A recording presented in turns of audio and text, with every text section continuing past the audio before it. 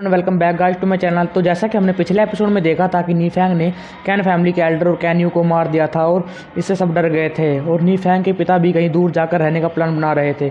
तो इस पार्ट में हमें दिखाया जाता है पूरा विश्वास है और मैं भी यहाँ रुककर नीफैंग की रक्षा करूँगा और अगर किसी को हमारे साथ यहाँ पर रुकना है तो वह बंदा रुक सकता है। मैं किसी को यहाँ रुकने के लिए फोर्स नहीं करूँगा। अगर हम यह सुनकर वह एल्डर बहुत खुश हो रहा होता है और कह रहा होता है कि कैन यू भी अभी नी फैमिली में है, अगर उसने नीफैंग को देख लिया तो वह उसे नहीं छोड़ेगा।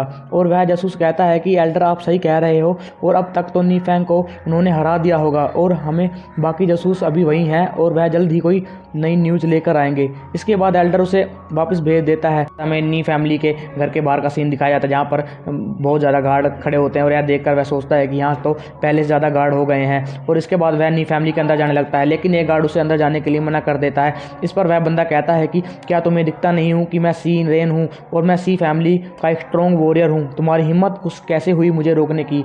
इसके बाद एक दूसरा गार्ड उस गार्ड को कहता है कि तुम इसे अंदर आने दो और इसके बाद वह अंदर चला जाता है।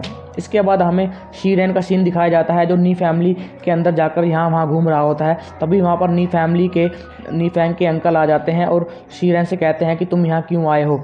यह सुनकर शी रेन कहता है कि मैं जब चाहूँ और जब चाहूँ मैं यहाँ पर आ सकता हूँ और जा सकता हूँ, मुझे कोई नहीं रोक सकता। यह सुनकर नी फैमिली के अंकल को गुस्सा आ जाता है और कहता है कि तुम्हारी हिम्मत कैसे हुई मुझसे ऐसी बातें करने की। लेकिन वह बंदा अंकल की बातों को इग्नोर करके अपने साथियों को आवाज़ लगाने लगता है और कहता है कि तुम वापस आ जाओ, हमारे एल्डर ने बुलाया है। लेकिन बहुत बुलाने के बाद भी उसके साथी वहाँ से नहीं आते, जिससे शी रेन सोचने लगता है कि वे बंदे कहाँ पर गए, कहीं उन्हें कुछ हो तो नहीं गया। और तभी नी फैंग अपने घर से का दरवाज़ा खोलकर बाहर आ जाता है, जिसे देखकर वह बंदा डर जाता है और सोचने लगता है कि नी फैंग तो अभी सही सलामत है, कहीं कैन यू ने नी फैंग को माफ़ तो नहीं कर दिया। इसके बाद नी फैंग उससे पूछता है कि तुम कौन हो।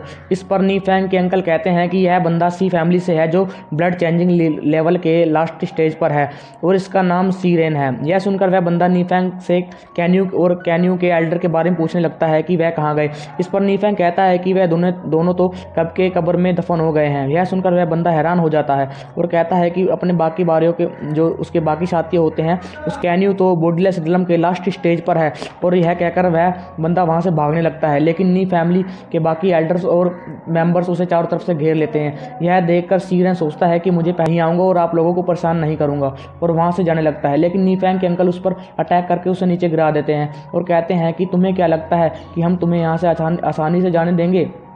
इसके बाद वह बंदा कहता है कि तुम क्या चाहते हो, क्या तुम सी फैमिली को अपना एनिमी बनाना चाहते हो। मैं तुम लोगों को लास्ट वार्निंग दे रहा हूँ, अगर मुझे कुछ हुआ, अगर किसी ने मुझे मारा तो सी फैमिली का एल्डर तुम लोगों को नहीं छोड़ेगा। इस पर नी फैंग कहता है कि मैं तुम्हें तो कुछ बताना भूल ही गया कि मैंने कैन यू को मार दिया है, जिसे सुनकर वह बंदा चौंक जाता है और परेशान होने लगता है। तो इसी के साथ यह पार्ट यहीं पर कंप्लीट होता है। तो नेक्स्ट पार्ट मैं इस चैनल पर जल्दी ही अपलोड कर दूंगा। तो नेक्स्ट पार्ट के लिए कमेंट कर दीजिए और मेरे चैनल को प्लीज़ सब्सक्राइब कर दीजिए। Thank you.